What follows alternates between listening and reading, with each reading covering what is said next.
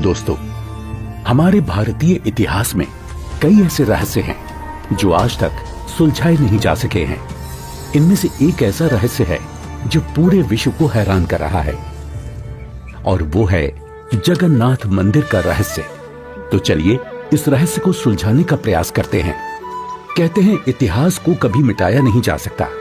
वो इतिहास ही है जो हजारों लाखों वर्षों में घटित हुई अतीत की घटनाओं को चलचित्र की तरह हमारे सामने रूबरू करा देता है। जगन्नाथ मंदिर भारत के ओडिशा राज्य में स्थित एक हिंदू मंदिर है। जगन्नाथ मंदिर को भारत के सबसे पवित्र मंदिरों में से एक माना जाता है। जगन्नाथ मंदिर के बारे में कई रहस्य हैं। एक रहस्य ये है कि मंदिर में स्थापित मूर्तियां अधूरी क्यों हैं? मंदिर का निर्माण कैसे हुआ? इस मंदिर में छुआछूत क्यों नहीं है? इन सभी रहस्यों को जानने के लिए देखते हैं सत्य घटनाओं पर आधारित ये 2D एनिमेशन वीडियो। ईश्वर की लीला अपरंपार है और स्वयं पूर्ण परमेश्वर इस मंदिर के निर्माण में किस प्रकार शामिल रहे हैं, ये बात आज तक आमजन के लिए रहस्य ही रखी गई। आइए उस सत्य से रूबरू होते हैं और जानते हैं आखिर कैसे बना उड़ीसा के तत्कालीन राजा इंद्रदमन, जो कि बहुत धार्मिक प्रवृत्ति के थे और श्री कृष्ण जी की इष्टतम रूप में पूजा किया करते थे। एक रात जब राजा इंद्रदमन आराम फरमा रहे थे, तब श्री कृष्ण जी उनके स्वप्न में आकर दर्शन देते हैं और उनसे कहते हैं,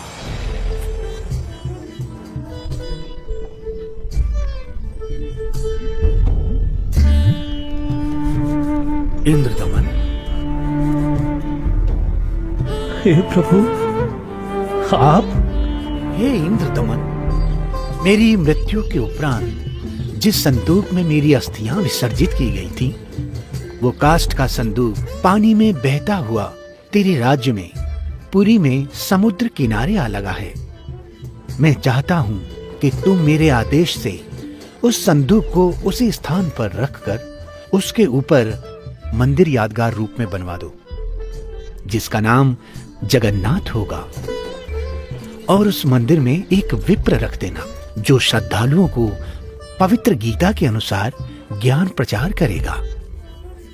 याद रहे, इस मंदिर में ना तो कोई मूर्ति होनी चाहिए और ना ही कोई पाखंड। जैसा आपका आदेश महाराज। किंतु भगवान, कृपा करके मुझे वो स्थान दिखा दीजिए जहां मंदिर का निर्माण किया जाना है। ठीक है वत्स, मैं तुम्हें वहां ले चलता हूं।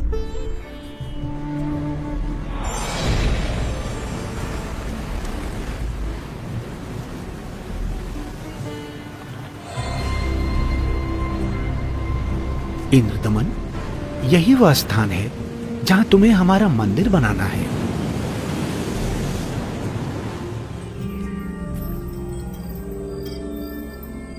भोर होते ही राजा इंद्रदमन ये बात अपनी पत्नी को बताते हैं। फिर उसके बाद मेरी आंख खुल गई। स्वामी, इस शुभ कार्य में देरी कैसी? सर्व संपत्ति उन्हीं की दी हुई है, उन्हीं को अर्पित करने में क्या सोचना। राजा इंद्रदमन तुरंत अपने मंत्रियों की सभा बुलाते हैं और मंदिर बनाने के लिए राज्य के सबसे कुशल कारीगरों को इकट्ठा किया जाता है। जिसके बाद सभी पुरी नामक स्थान पर पहुंच जाते हैं जहां वो संदूक तैर रहा था। उसे निकलवाकर जमीन खोदकर संदूक दबा देते हैं।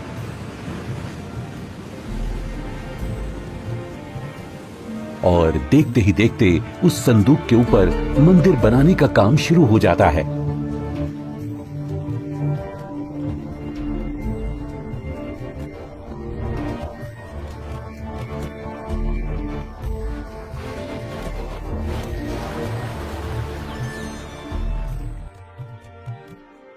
महाराज की जय हो।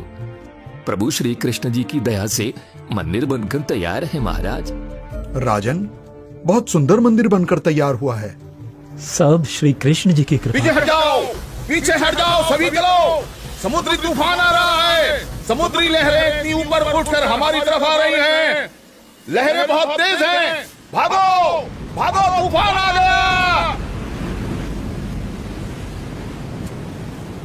राजन, ये लहरें तो बहुत ऊंची हैं। हमें अतिशीघ्र यहाँ से निकलना होगा।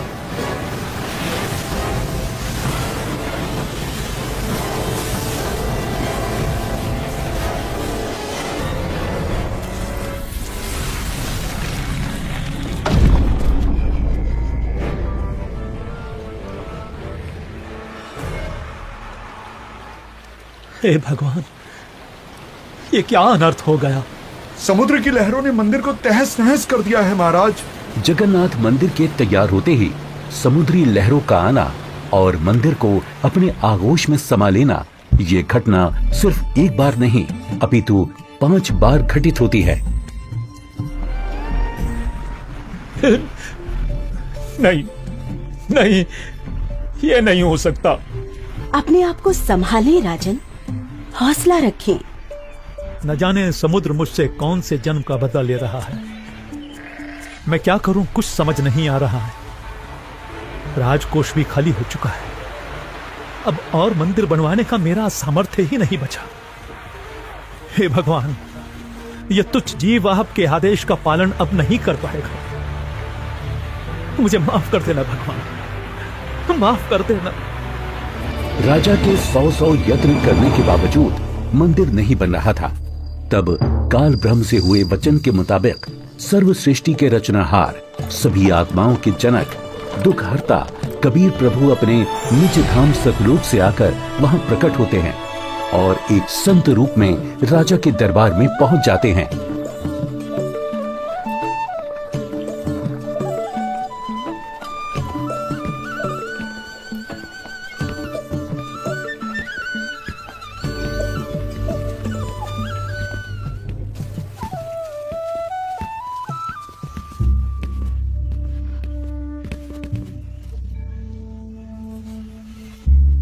प्रणाम महाराज। प्रणाम। क्या बात है राजन, कैसे उदास बैठे हो? हे महात्मा जी, परमात्मा कृष्ण जी के आदेश से समुद्र किनारे मंदिर का निर्माण करवाया था, किंतु समुद्र ने उसे तोड़ दिया। अब की बार समुद्र नहीं तोड़ेगा, आप मंदिर बनवाओ।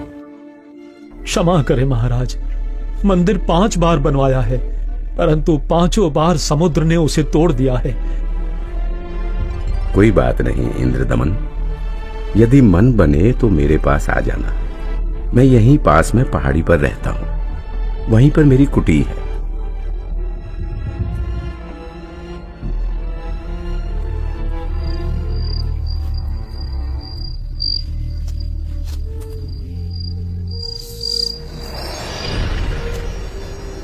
इंद्रदमन, एक बार फिर मंदिर बनवा दे। जो तेरे पास संत जी आए थे तो उन्हीं से सहायता की याचना कर ले। वो कोई मामूली संत नहीं है इंद्रदमन, उनकी भक्ति शक्ति का कोई पार पार नहीं है।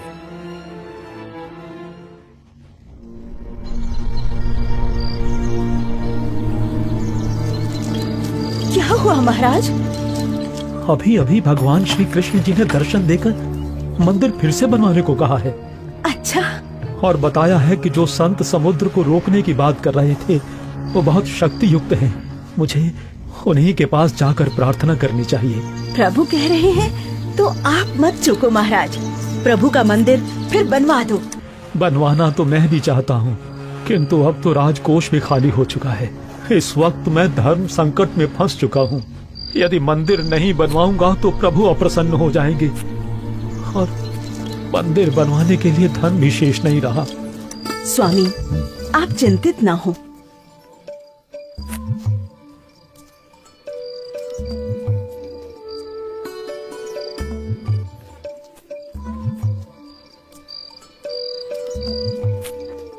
मेरे पास आभूषणों की कोई कमी नहीं है। किंतु रानी, आपके आभूषण। अभी उसकी चिंता आप ना करें राजन। आपका और मेरा दुख एक ही है, दो नहीं है। आप संकट में हैं, मैं इन आभूषणों का क्या करूंगी? आप बस भगवान के आदेश के अनुसार मंदिर निर्माण का कार्य पुनः प्रारंभ करवाएं। स्वामी, ये आभूषण भी भगवान के ही दिए हुए हैं और भगवान के आदेश का पालन करने में इनका सहयोग लेना मैं अपना सौभाग्य समझूंगी। जी।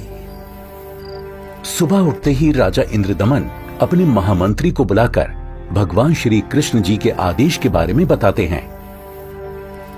आप जाइए और मंदिर कार्य पुनः प्रारंभ कराने की तैयारी करें।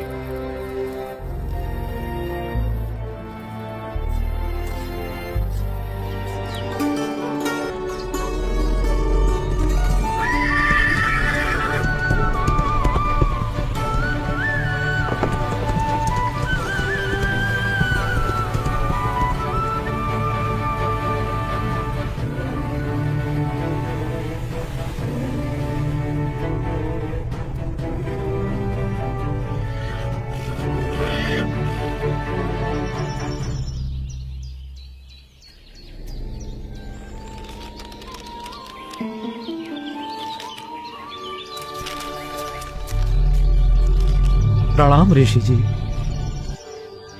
कहो इंद्रदमन, कैसे आना हुआ? हे महात्मा, मुझे माफ कर दो। मैंने आप पर विश्वास नहीं किया। स्वप्न में भगवान श्री कृष्ण जी ने बताया है कि आप समर्थ ऋषि हैं। मुझ दीन पर कृपा करो। राजन, जिस ओर से समुद्र हर बार आकर मंदिर को बहा ले जाता है, आप उस ओर एक छोटा सा चबूतरा बनवा दें, जिस पर बैठकर मैं परमात्मा की भक्ति करूंगा। जो आज्ञा महाराज। कुछ समय बाद मंदिर का निर्माण कार्य तकरीबन पूरा हो चुका था। एक दिन राजा स्वयं खड़े होकर निर्माण कार्य देख रहे होते हैं। तभी वहां गोरखनाथ जी आ जाते हैं। प्रणाम स्वीकार करें महात्मन। इंद्रदमन, आप भगवान का इतना सुंदर मंदिर बनवा रहे हैं, किंतु सुना है कि इस मंदिर में कोई मूर्ति नहीं लगा रहे। ऐसा क्यों? मुनिवर क्षमा करें। भगवान श्री कृष्ण ने स्वयं स्वप्न में आकर मुझे मूर्ति लगाने से मना किया है। राजन, सपना तो सपना ही होता है। आपको हमारे आदेश का पालन करना होगा। मंदिर में भगवान कृष्ण की मूर्ति की स्थापना की जाए। हे महात्मन, जैसा आपका आदेश। हाँ, और याद रहे, मूर्ति चंदन की लकड़ी से बनाई जाए। राजा ने अपने मंत्रियों को बुलाया और विचार विमर्श करने के बाद अन्य संतों से कहा कि राजन, अकेले भगवान का मन कैसे लगेगा? मंदिर में भगवान श्री कृष्ण जी के साथ साथ बलराम और सुभद्रा की मूर्ति भी स्थापित की जाए। राजा ने मूर्ति बनाने के लिए एक कुशल कारीगर ढूंढने की बात कही। मंत्रियों ने 3 कुशल कारीगरों को बुलाकर मूर्तियां बनवाना शुरू कर दिया। अब एक तरफ मंदिर तो दूसरी तरफ मूर्तियां बनाने का काम चल रहा होता है, किंतु कुछ समय बाद पता चलता है कि जिस तरह मंदिर बार बार टूट रहा था, अब इस प्रकार मूर्तियों के भी अपने आप टुकड़े टुकड़े होने लगते हैं। और ऐसा 3 बार होता है, जिसे देख राजा इंद्रदमन बहुत चिंतित हो जाते हैं। किंतु भगवान से भक्त का दुख देखा नहीं जाता। इसलिए एक दिन जब राजा अपने दरबार में बैठे होते हैं और पूरा दरबार बिल्कुल शांत होता है, सबके सब इसी चिंता में होते हैं कि करें तो क्या करें। तभी वहां पूर्ण परमात्मा कबीर देव एक वृद्ध कारीगर यानी शिल्पकार का रूप धारण करके प्रकट हो जाते हैं।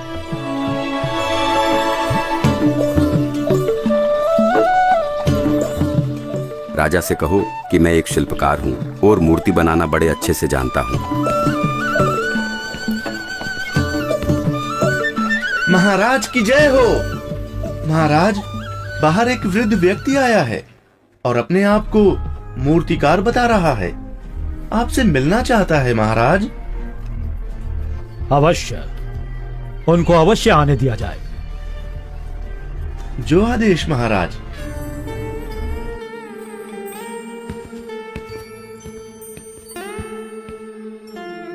ये कारीगर तो बड़ा अनुभवी लगता है। अवश्य भगवान की ही कोई लीला है। हे राजन, मैंने सुना है कि प्रभु के मंदिर के लिए मूर्तियां पूर्ण रूप से बन नहीं पा रही हैं। जी, आपने बिल्कुल सही सुना है। मैं 80 वर्ष का वृद्ध हो चुका हूँ और मुझे 60 वर्ष का अनुभव है राजन। चंदन की लकड़ी की मूर्ति प्रत्येक कारीगर नहीं बना सकता। यदि आपकी आज्ञा हो तो सेवक उपस्थित है। हे कारीगर, आप मेरे लिए भगवान ही हैं, जो कारीगर बनकर आए लगते हो। कृपया आप शीघ्र अति शीघ्र ही मूर्तियां बना दो। मूर्तियां तो मैं बना दूंगा, किंतु राजन, मेरी एक शर्त है। क्या शर्त है आपकी? राजन, मूर्ति बनाने के लिए मुझे एक कमरा चाहिए, जिसे अंदर से बंद करके मैं बड़ी स्वच्छता से मूर्ति तैयार करूंगा। और जब मूर्तियां तैयार हो जाएंगी तो मैं स्वयं दरवाजा खोलूंगा। ठीक है। एक बात और राजन, यदि किसी ने मेरे बाहर आने से पहले दरवाजे को खोलने का प्रयास किया तो मूर्तियां फिर पूरी बन नहीं पाएंगी। वो जितनी बनी होंगी उसी हालत में आपको मिलेंगी और फिर उन्हें पूर्ण कर पाना संभव नहीं होगा राजन। जैसी आपकी इच्छा। मंत्री जी, मूर्तियां बनाने के लिए सब बंदोबस्त किया जाए।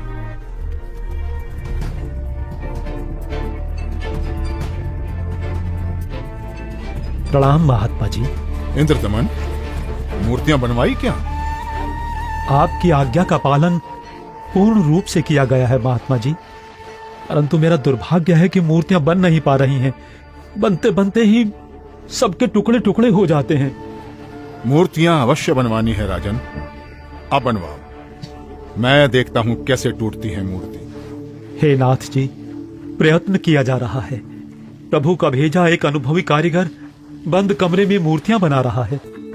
राजा इंद्रदमन नाथ जी को सारी स्थिति से अवगत करवाते हैं और कारीगर की शर्त के बारे में भी बताते हैं, किंतु महात्मा नहीं मानते। वो मूर्तियां देखने की जिद करने लगते हैं और राजा के मना करने के बावजूद भी उस कमरे के सामने पहुंच जाते हैं जहां मूर्ति बनाने का काम चल रहा होता है।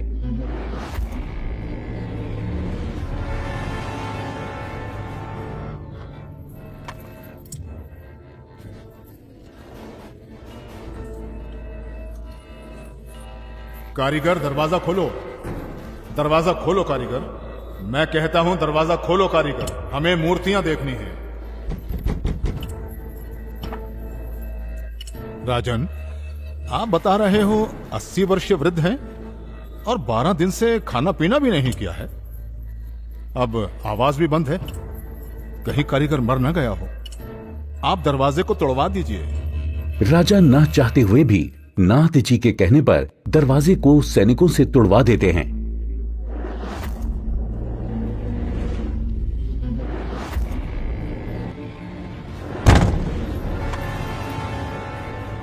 दरवाजा खुलने पर अंदर कोई कारीगर नहीं मिलता। वहां श्री कृष्ण, बलराम और सुभद्रा जी की 3 मूर्तियां रखी होती हैं, परंतु उन मूर्तियों के हाथ और पैर के पंजे नहीं बन पाए थे। ये देखकर सभी चौंक जाते हैं। हे भगवान, वो बुजुर्ग कारीगर तो यहाँ है ही नहीं। इसका मतलब वो कोई साधारण व्यक्ति नहीं थे, बल्कि स्वयं भगवान ही थे। मंदिर का निर्माण पूरा हो चुका है। अब इन्हीं मूर्तियों को भगवान की इच्छा समझकर मंदिर में स्थापित करवा दो राजन। हो सकता है प्रभु को यही स्वीकार हो। लगता है श्री कृष्ण ही स्वयं मूर्तियां बनाकर गए हैं। मंदिर का निर्माण कार्य संपन्न हो चुका था। अब बारी थी तो मूर्तियों में प्राण प्रतिष्ठा की, जिसके लिए राजा, रानी, मंत्री, महामंत्री और काफी संख्या में पंडित ब्राह्मण मंदिर के सामने पहुंच जाते हैं।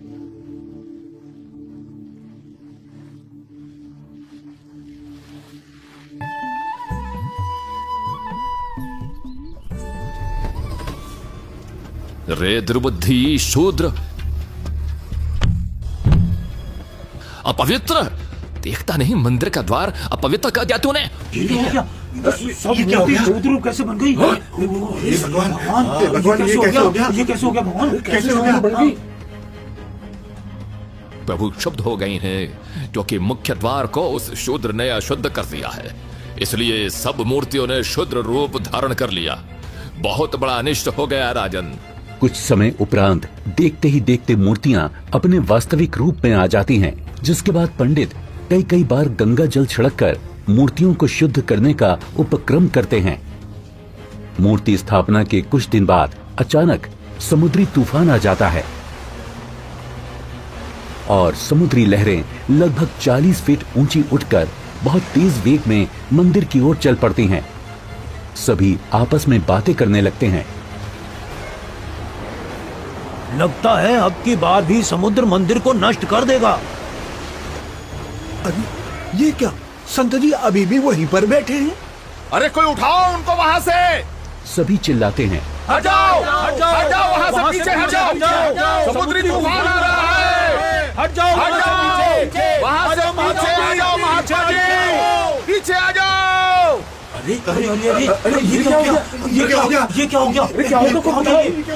महात्मा जी ने पानी को वहीं पर रोक दिया है राजन।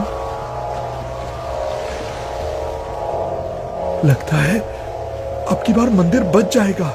महात्मा अवश्य ही कोई परम शक्ति युक्त है।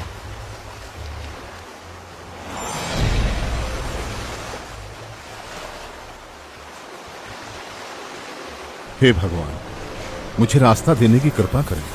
मैं मंदिर तोड़ने जाऊंगा। वत्स, ये मंदिर नहीं है। यहाँ पाखंड पूजा नहीं होगी, बल्कि गीता का ज्ञान सुनाया जाएगा। ये तो आश्रम है। आप जैसे बलवान को शोभा नहीं देता कि इसको विध्वंस करें। लेकिन मैं इसे अवश्य तोड़ूंगा, चाहे कुछ भी हो। अगर ऐसा है तो जाइए समुद्रदेव, तोड़िए।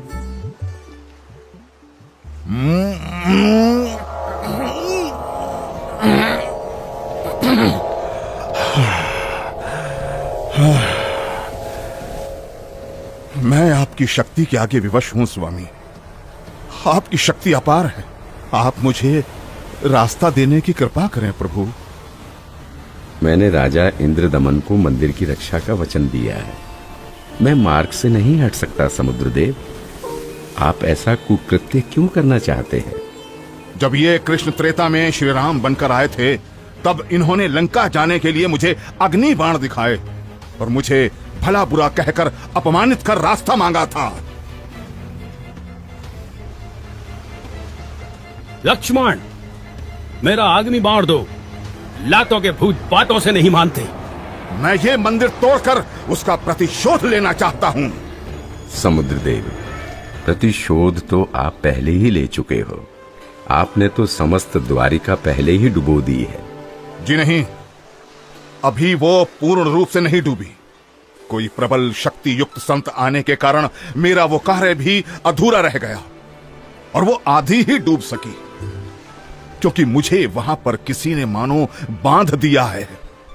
वत्स, वहां भी मैं ही पहुंचा था और मैंने ही वो अवशेष बचाया था। अब जा, शेष बची द्वारका को भी डुबो ले, परंतु उस यादगार को छोड़ देना जहां श्री कृष्ण के शरीर का अंतिम संस्कार किया गया था। अन्यथा आने वाले समय में ये भ्रम पैदा होगा कि श्री कृष्ण की मृत्यु ही नहीं हुई। समुद्र, ध्यान देकर सुन। यदि फिर इधर मंदिर तोड़ने आया तो बात ठीक नहीं रहेगी। कबीर परमेश्वर के आदेश से समुद्र लगभग 1.5 किलोमीटर पीछे हट जाता है, जिसे देखकर वहां खड़े राजा, मंत्री, सैनिक और जनता सभी खुशी मनाने लगते हैं और जय जयकार करने लगते हैं संत रूप में आए कबीर परमेश्वर की। महात्मा की जय, महात्मा की जय हो, जय हो, जय हो, जय हो, जय हो।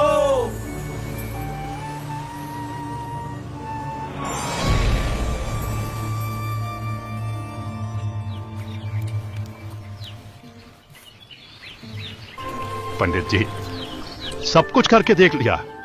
आपका कुष्ठ रोग तो बढ़ता ही जा रहा है। भगवान, परमेश्वर, ये क्या हो गया? हे प्रभु, कष्ट हरो महाराज, क्षमा करो महाराज। पता नहीं मुझे किस पाप का प्रायश्चित करना पड़ रहा है।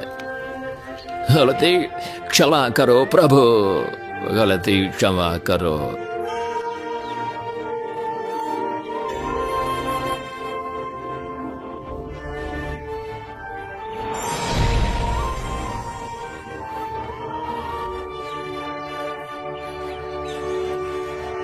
हे भक्त, तूने मुख्य द्वार पर खड़े एक संत को नीच जाति का समझकर धक्का दिया है।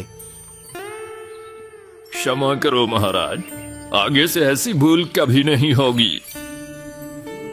आपका कष्ट निवारण मैं नहीं कर सकता। ये तो उन्हीं के पास जाकर क्षमा मांगने से और उनके पैर धोकर उस चरणामृत के पान से ही होगा। वो कोई साधारण संत नहीं थे, अपितु कोई परम शक्ति ही शूद्र रूप धारण करके वहां परीक्षा लेने के लिए पहुंची थी। यदि वो आपको हृदय से क्षमा कर देंगे तो ही आपका कष्ट निवारण संभव है, अन्यथा नहीं।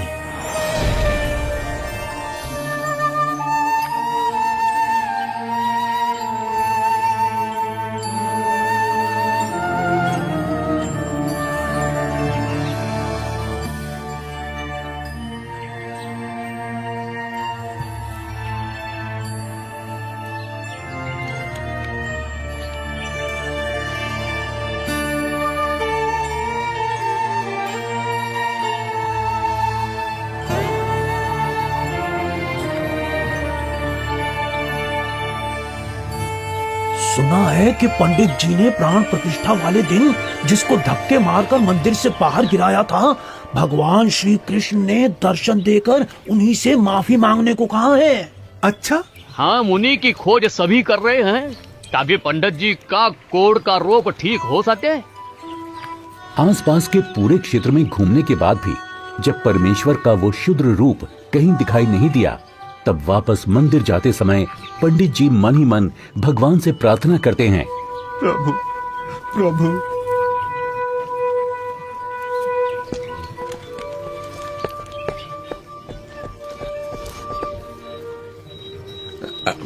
अरे अरे रुकिए पंडित जी, मैं शूद्र हूं, मेरे नजदीक मत आइए, आप भी अशुद्ध हो जाएंगे। आप ऐसा न बोले, मैं बहुत शर्मिंदा हूं भगवान। परवरदिगार, मेरा दोष क्षमा कीजिए, मुझ पर दया कीजिए करुणानिधि। क्या बात है पंडित जी, आप क्यों विलाप कर रहे हैं? महाराज, उस दिन मुझसे बहुत बड़ी भूल हो गई, मुझे क्षमा कर दीजिए प्रभु। ये नीच प्राणी प्रायश्चित करना चाहता है, अपने चरणों का जल देने की कृपा करें जिससे मेरा कोढ़ ठीक हो सके प्रभु।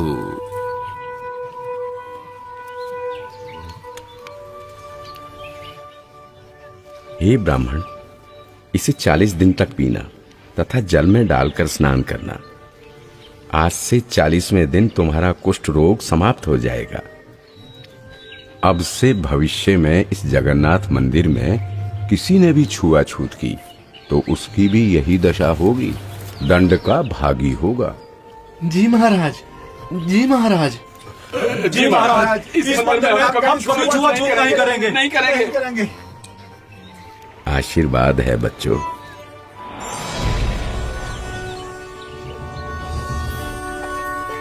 कहते हैं जगत का पेख ना पेख्या, धनी का नाम ना लेखिया।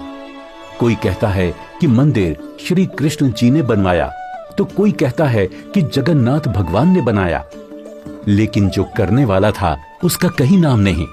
खैर, वो परमात्मा अपने आप में ही पूर्ण है, वो किसी महिमा का मोहताज नहीं। तो आपने देखा कि किस प्रकार परमेश्वर कबीर देव जी ने संत रूप में प्रकट होकर समुद्र को रोककर जगन्नाथ मंदिर की स्थापना करवाई, कारीगर रूप में अवतरित होकर मूर्तियां बनाई और शुद्र रूप बनाकर मंदिर से छुआछूत जैसी बुराई को हमेशा हमेशा के लिए खत्म कर दिया।